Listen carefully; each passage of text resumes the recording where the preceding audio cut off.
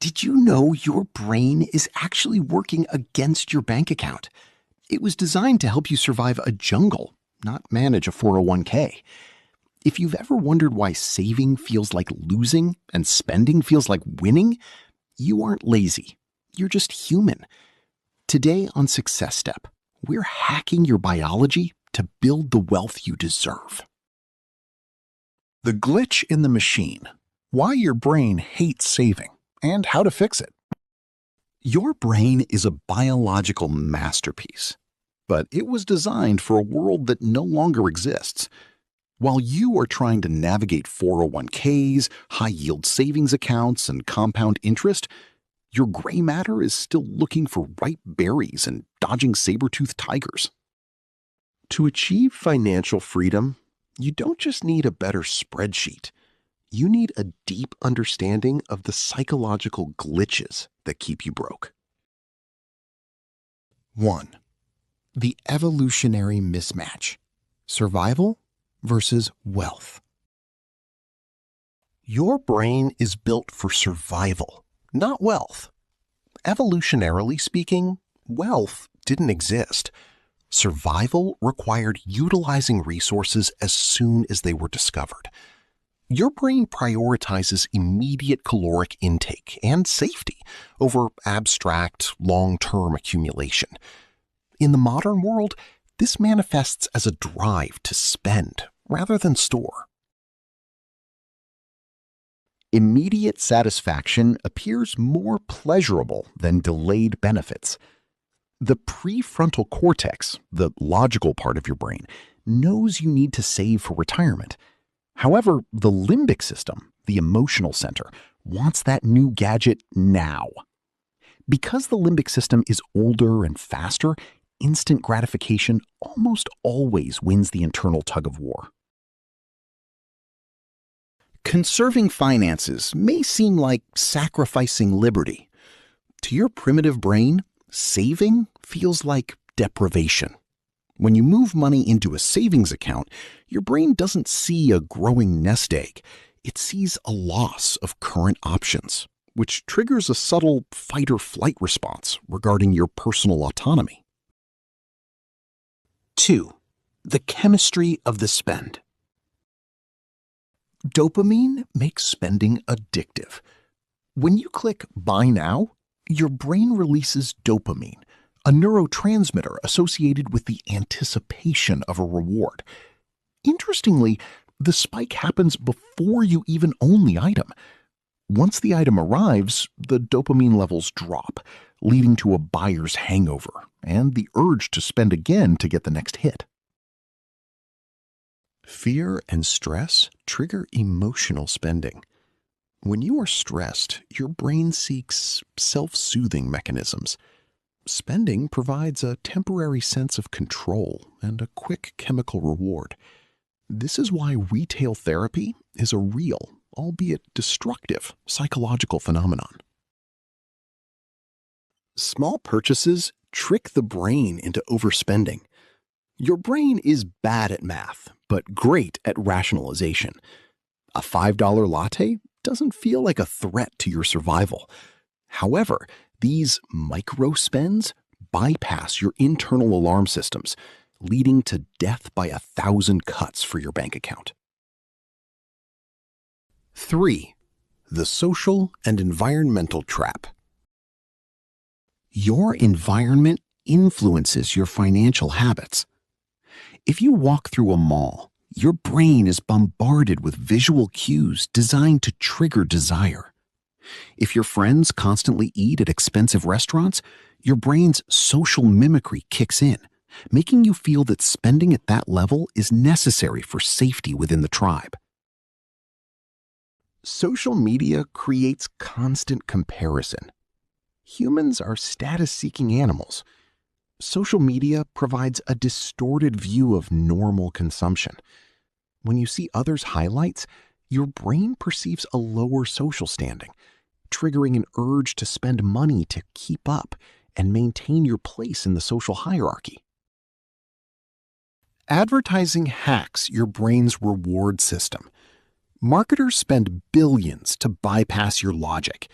They use colors, sounds, and psychological triggers, like scarcity or limited time offers, to create a sense of urgency that overrides your rational financial plans. 4. The identity crisis. Me versus future me. The brain struggles to imagine the future self. Brain scans show that when people think about their future self, the brain processes it similarly to how it thinks about a complete stranger. It is difficult to make sacrifices today for a stranger 30 years from now. A scarcity mentality impedes your capacity to embrace long-term thinking. When you feel you don't have enough money, time, or resources, your cognitive bandwidth shrinks. You become hyper-focused on immediate needs, making it physically harder for your brain to engage in the long-term planning required for wealth. Childhood experiences shape saving behavior. Your money script is often written by age 7.